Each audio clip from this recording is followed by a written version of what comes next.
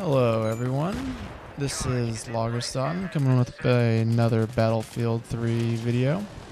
All the footage from this video is going to be from the game mode Rush, and at the end I'm going to kind of give my opinions on Battlefield 3, as it won't be my last Battlefield 3 video, but things will certainly start to slow down from here on out as Modern Warfare 3 comes out, and all of a sudden you have choice. But first things first, let's talk about Rush. Rush is probably my favorite game mode in Battlefield, and it's partially because I think it's the most intense game mode.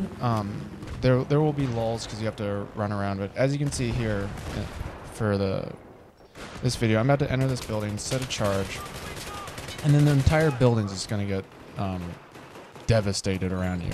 And the whole time I'm playing this, like, my heart's just racing, and I expect to die at any single moment.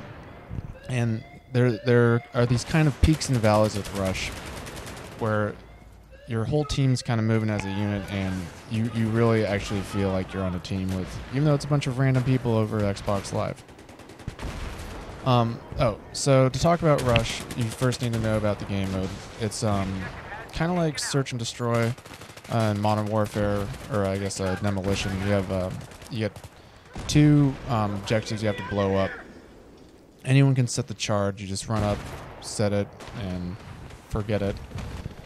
So some other things about Rush that I really enjoy is you get a ton of points from playing it. You get 500 for setting a charge or arming a charge that goes off. That's worth 5 kills right there. But even just setting the charge, you get some, and defusing, you obviously get points. But when I don't know, for me, there's a moment in every game that, like, this is what you go for sports games. It's scoring like a goal or a touchdown.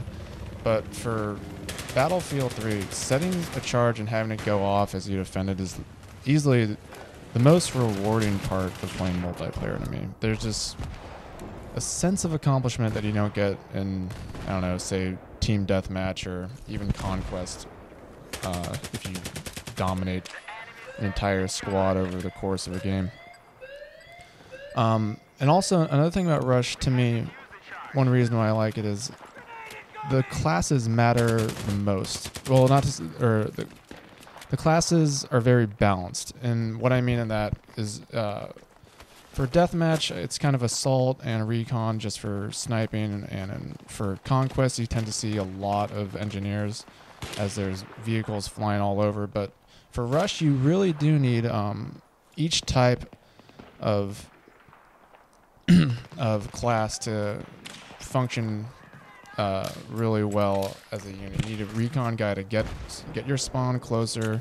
You need assault guys and support guys constantly healing everyone, and there are enough vehicles where you're going to need an engineer to either repair vehicles, take them out, or even use the little I want to call it like the Mars rover, but you know what I'm talking about. You see the little robot going around setting charges, and I think for all these points and more is why DICE went with this as the beta gameplay.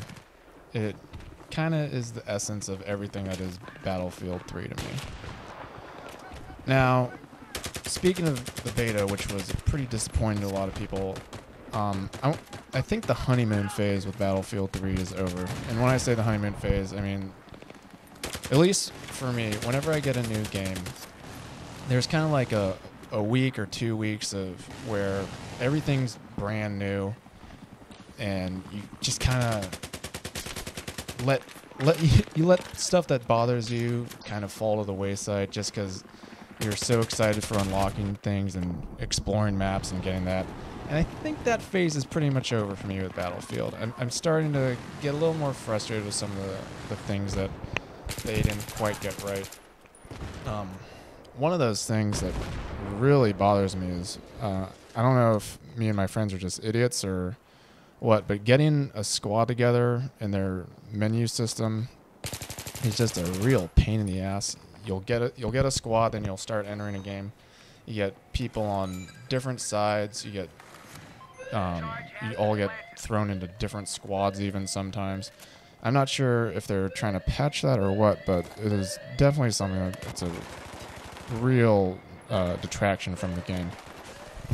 And it's other like really small stuff too, where in between games you can't leave the game type or find a new lobby. You have to wait until you enter back in the game to quit, unless I'm really missing something else. But it just little small oversights like that, they start to add up, and you kind of start getting a little frustrated at times with like not so much the gameplay itself, but just the way they put the menu system together. Now with that said, I'm gonna start putting up Modern Warfare 3 videos soon enough.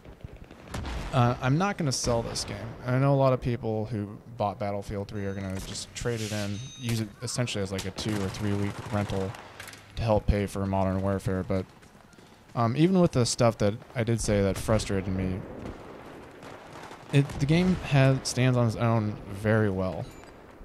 And even if I'm probably not going to play it nearly as much, but there are going to be times where I'll get frustrated with one game or another and just kind of hop on over to get a different kind of gameplay. And that's all right. You don't have to have the market dominated over and over by one type of game, whether it's arcade or more tactical like this. Now, it's easy for me to kind of complain about all the things I didn't like about Battlefield 3. But it should be noted that they got a lot of things right. I think the squad system is really, really well done when it works. The pick your own spawn point is really interesting, and it's probably something I think a lot of first-person shooters are going to go to going forward.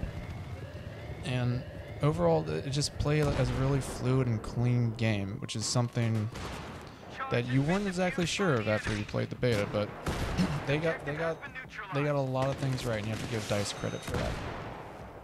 Well, that's going to do it for me. I just want to say thank you again for watching this video, and please rate it and leave a comment.